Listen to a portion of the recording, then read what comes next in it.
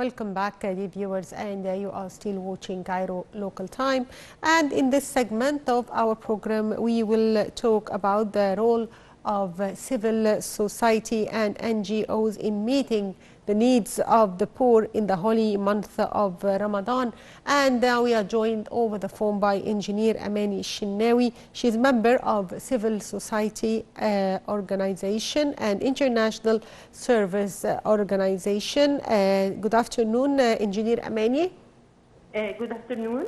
So, as I've just mentioned, that we want to shed light on the role of civil society organizations in the holy month of Ramadan. The holy month of Ramadan is one of the stations for the train of charity. The train of charity is always moving and it doesn't stop. So through the month of Ramadan and in addition to all the services exerted by NGOs, especially in the month of Ramadan, NGOs try to help most numbers of people to have food on the table. Dr. Engineer Amani, how can we make this Ramadan spirit last for the whole year? The Ramadan spirit in Egypt especially has a lot of social responsibility between citizens towards each other. So we can see the NGOs as every Egyptian is trying to have charity boxes, having essentials delivered to needy people in their places. This kind of social responsibility in other months are going on through the charity and through the NGOs delivering services everywhere, especially the vocational services, the educational services, and the health services that are delivered to citizens. Can you tell me more about the role of NGOs in implementing governmental initiatives that target poor income brackets people? The NGOs are working in parallel with the governmental initiatives in developing the society. Both met in a point where the human is developed, trying to have better human capital, having better statistics of our country. So both initiatives, both the NGOs and the governmental initiatives met at a point where the human needs to be developed. So you don't give a man a fish, you help the man to be educated and know how to fish so he can eat every day through education, through better health services, through vocational services, especially for women. So are there certain studies and researches on people and families who need support, and how do you reach those people? We reach people through community assessments, through other NGOs that are present there in the targeted venues. So we get the most needy people, the addresses, and how to reach them through NGOs who are working near them. We have youth who are helping in the community assessment, and especially in Ramadan, the youth have a big role in implementing the Ramadan kitchen, which delivers hot meals to needy people in different areas of Egypt. So, Engineer Amani, what are the different activities of the NGO that you belong to? We have 7 areas of focus that we're working on. Those are helping in the strategic vision of Egypt 2030 Yes. and helping to develop our country. We have some of which are, some of those areas of focus are the education, the health, the water and sanitation, the environmental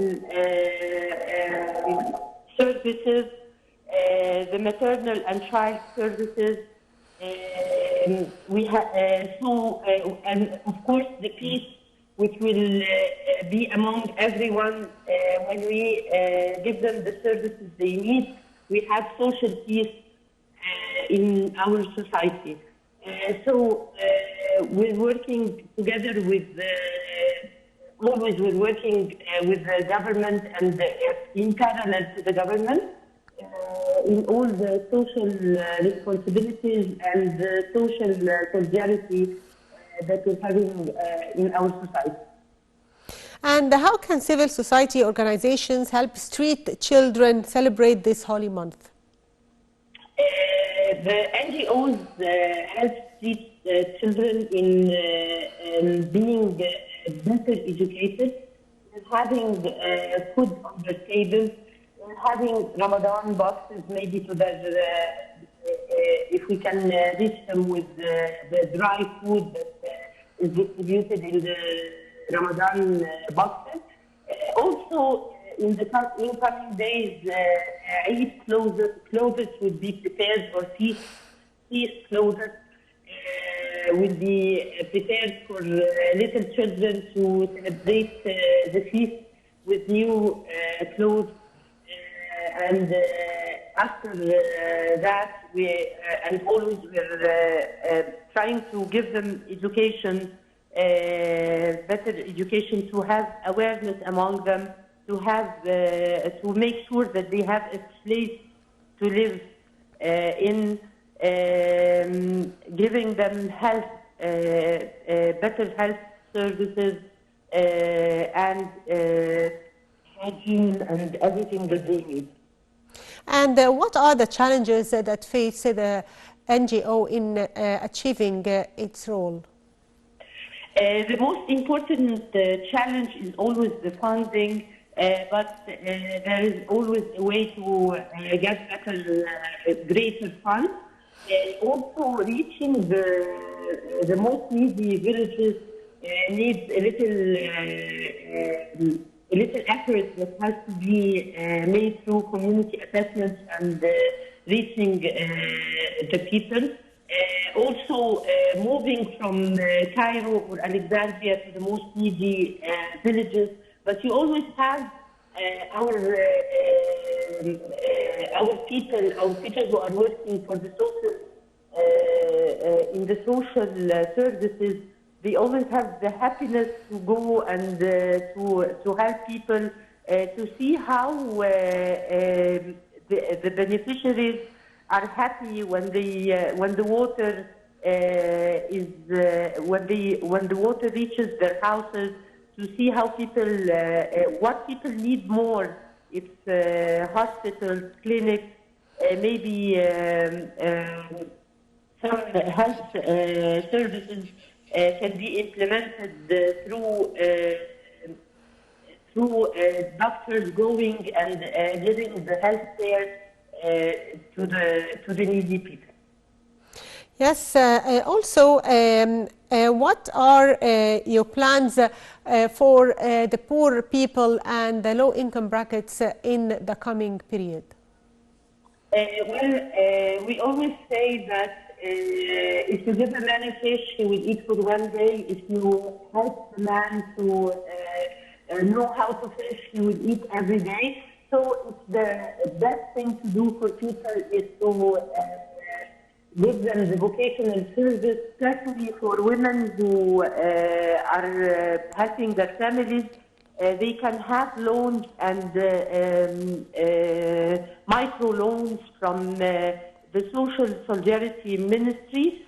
But to have a good project, they have to be vocationally educated. They have to know how to make their market assessment how to study the market and know what is needed and what is not needed in the market in order to implement a project and be sure that they will succeed in that project. Yes, finally, I'd like to thank you, Engineer Amani Shinnawi, a member of Civil Society and International Service Organization. Thank you, Engineer Amani, for being with us. And by that, dear viewers, we come to the end of today's edition of Cairo Local Time. Thank you for watching.